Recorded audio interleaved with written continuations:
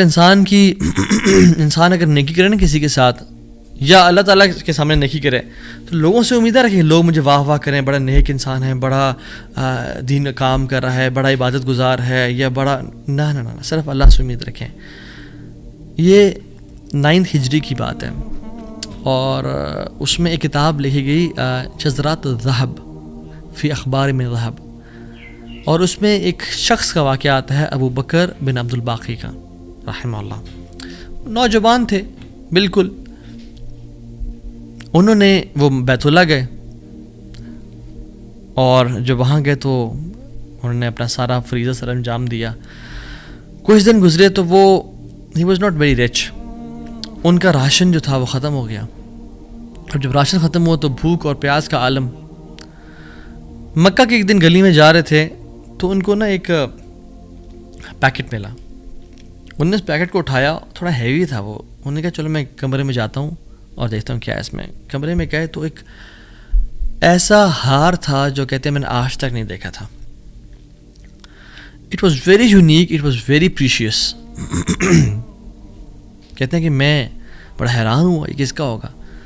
خیر الٹیمیٹلی میں نکلا اپنے کمرے سے باہر، حرم کی طرف آ رہا تھا، تو مکہ کی گلیوں میں نے ایک دیکھا، ایک شیخ یعنی ایک بزرگ انسان تھا جس کے ہاتھ میں 500 دینار تھے، اور وہ اناؤنسمنٹس کر رہے تھے کہ میرے گھر والوں کا ہار گما ہے، جس شخص کو مل جائے وہ مجھے دے، میں اس کو 500 دینار دوں گا۔ ابو بکر رحمہ اللہ نے سوچا کہ میرے پاس تو پیسے نہیں ہیں، میرے پاس تو راشن نہیں ہے، میں تو بھوک پیاس کا عالم ہے، تو میں اس کو ہار دوں گا اور اسے پیسے لے لیتا ہوں، چلو دیکھتے ہیں۔ ان بزرگ کا ہاتھ پکڑا اور کہا میرے کمرے میں چلیں آپ میرے ساتھ۔ کمرے میں گئے تو کہا آپ سے 3 سوال ہیں، آپ اس پیکٹ کی نشانی بتائیں، جس چیز سے اس پیکٹ کو باندھا گیا اس کی نشانی بتائیں، اور اس ہار کی نشانی بتائیں، صرف 3 نشانیاں بتا دیں، میں آپ کو وہ دے دوں گا۔ جیسے ہمیں کوئی چیز ملے تو ہم کہتے ہیں کہ آپ یہ 3، اور اگر کوئی انسان کھوٹا ہوتا ہے نا تو وہ کہتا ہے مجھے 50 نشانیاں بتائیں یا مجھے 60 نشانیاں بتائیں، اور کوشش کرتے ہیں ایک نہ ایک تو غلط بتا ہی دے گا تو ہار میرا ہو جائے گا، لیکن ہی وہ سنسیئر۔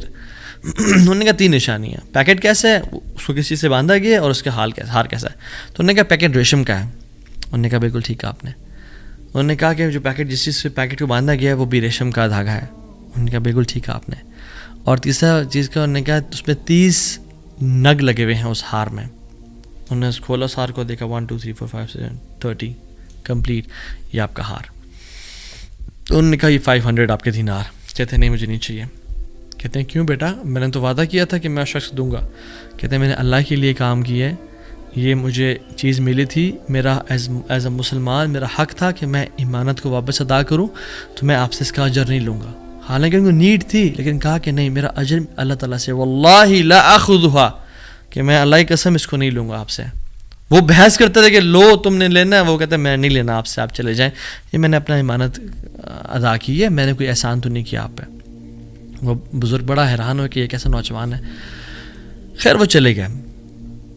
کچھ عرصے بعد ابو بکر بن عبد الباقی رحمہ اللہ کہتے ہیں کہ میں فائنینشلی اسٹیبل نہیں تھا، تو میں نکلا کچھ تجارت کرنے کے لیے۔ تو میں جس شپ پہ بیٹھا، ہند کی طرف میں نے سفر کیا، سافرت الی الہند، میں ہند کی طرف جانے لگا۔ اور کہتے ہیں جب راستے میں تھا تو اتنے برے طوفان نے ہماری شپ کو ہٹ کیا کہ پانی شپ کے بیچ میں آ گیا، اور لاگز بکھر گئے، اور وہ کشتی ٹوٹ گئی۔ کچھ لوگ ڈوب گئے، کچھ لوگ چیز چلا رہے تھے۔ میرے ہاتھ میں ایک لکڑی کا بہت بڑا ووڈ لاگ لگا، لکڑی کا ایک پھٹا سا لگا، میں نے اس کو زور سے پکڑ لیا، وہ مجھے جو ہے نا وہ سلولی اینڈ گریجولی کنارے پہ لے آیا۔ میں جب اس آئی لینڈ پہ پہنچا تو دیکھا الحمدللہ وہاں پہ بالکل وہ ابینڈنڈ آئی لینڈ نہیں تھا، وہاں پہ لوگ آباد تھے۔ کہتے میں جب اندر گیا آئی لینڈ کی طرف اور دیکھا الحمدللہ مسلمان لوگ تھے، اور وہاں پہ مسجد بھی تھی اور گھر بھی بنے ہوئے تھے، تو کہتے ہیں میں سیدھا مسجد چلا گیا۔ اسے لانگ سٹوری شارٹ کر کے بتاتا ہوں میں۔ مسجد میں کہتے ہیں میں جا کے قرآن پڑھنا شروع کر دیا۔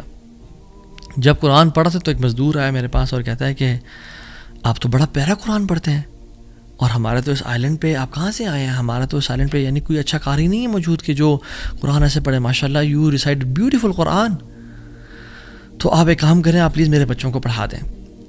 سلولی اینڈ گریجولی لوگ آتے گئے اور ان کو اپنے بچے پڑھاتے گئے, اور وہ ابو بکر رحمہ اللہ اس مسجد کے بڑے نوبل شخص بن گئے کہ لوگ ڈیمانڈ تھی بہت زیادہ, قرآن پڑھ کسی کو آتا نہیں تھا, تو انہوں نے اپنے بچوں کو لایا اور لوگ بھی پڑھنا شروع ہو گئے, اور ان کو اس مسجد کا ایک طرح سے لیڈر بنا دیا کہ آپ اس کو رن کریں. کچھ عرصے بعد جب ابو بکر رحمہ اللہ کہتے ہیں میں ابھی جاتا ہوں اس آئلینڈ کو چھوڑ کے, مجھے نکلنا ہے یہاں سے, مجھے اپنے گھر کی طرف اور اپنے بزنس کی طرف واپس جانا ہے, تو مجھے اجازت دیں. تو ان لوگوں نے بڑا ان کو پش کیا اور کہا کہ نہیں آپ نہ جائیں, آپ کی آنے کی وجہ سے ہمارے پورے آئلینڈ میں قرآن کی تعلیم پھیل رہی ہے, you such a noble and wonderful gentleman, آپ پلیز یہیں پہ رکیں. تو انہوں نے کہا کہ نہیں بھائی میری لائف ہے, میں نے شادی بھی کرنی ہے اور سب کو. کہتے ہیں ہم آپ کو یہاں پہ رہائش دیں گے, ہم آپ کو یہاں پہ شادی کرائیں گے آپ کی, آپ یہاں پہ رکیں. تو انہوں نے کہا چلو ٹھیک ہے, اگر میرا معاش کا سلسلہ چل پڑتا ہے قرآن کو پڑھا کے اور باقی کام شام کر کے, اور مجھے گھر اور بیوی مل جاتی ہے, تو I can think to leave here. انہوں نے ان کی شادی کر دی ایک عورت سے, اور کہا کہ یتیم لڑکی ہے اس سے آپ کی ہم شادی کرتے ہیں. ہے تو وہ یتیم لیکن ہے بڑی مالدار وہ, کیونکہ اس کا باپ جو تھا وہ بڑا رچ انسان تھا.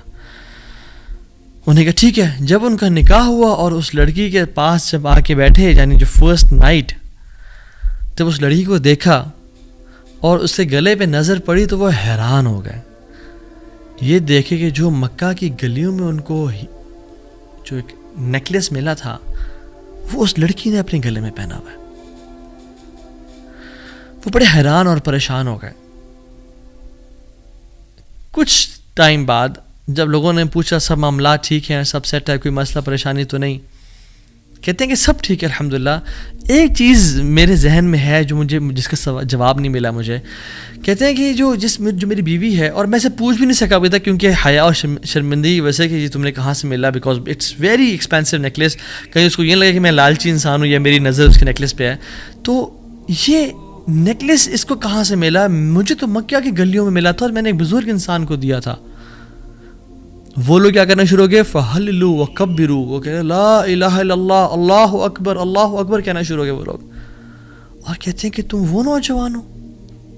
کہتے ہیں کہ اس کا باپ جو اس علاقے کا ایک بڑا انسان تھا, وہ ہمارے پورے اس علاقے میں ایک کہانی سنایا کرتا تھا کہ ایک شخص مجھے ملا, اس شخص سے زیادہ نیک انسان میں نے آج تک نہیں دیکھا, اس سے زیادہ امانت دار شخص میں نے آج تک نہیں دیکھا. وہ ہمیں ایک لڑکے کی کہانی سنایا کرتا تھا کہ ایسے ایسے اس کو نیکلیس ملا, اس نے مجھ سے پیسے نہیں لیے اور مجھے وہ اتنا قیمتی ہار واپس دے دیا. اور وہ باپ اللہ کا نہیں گولی, وہ دعا کیا کرتا کہ یا رب میری بیٹی کی شادی اس بندے سے کروا دے یا رب جس نے مجھے وہ ہار ڈھونڈ کے دیا تھا. اور آج آپ یہاں پہ آ گئے, اللہ تعالیٰ کیسے آپ کو یہاں پہ لے کے آیا. اور وہ بڑا حیران ہوئے کہ سبحان اللہ, کس طرح سے انہوں نے ہار اللہ کے لیے دیا اور اس کا اجر صرف اللہ سے کی امید رکھی, اور اللہ تعالیٰ نے کہاں سے لا کے ان کو یہاں پہ ان کی شادی کروائی اور ان کی لائف کو سیٹل کیا, اور ہار بھی ان کو واپس لوٹا دیا. اور سبحان اللہ انہوں نے کتنے دینار کو دھتکارا تھا اور ریجیکٹ کیا تھا, 500 دینار کو. کہتے ہیں کہ مجھے ایک ٹائم میں لائف کے ہمیں ضرورت پڑی ہسبینڈ وائف کو, تو ہم نے کہا کہ اس ہار کو بیچ دیتے ہیں. جب اس ہار کو ہم نے بیچا تو اس کے 5 لاکھ دینار ہمیں ملے, 5 لاکھ دینار اس کو ملے.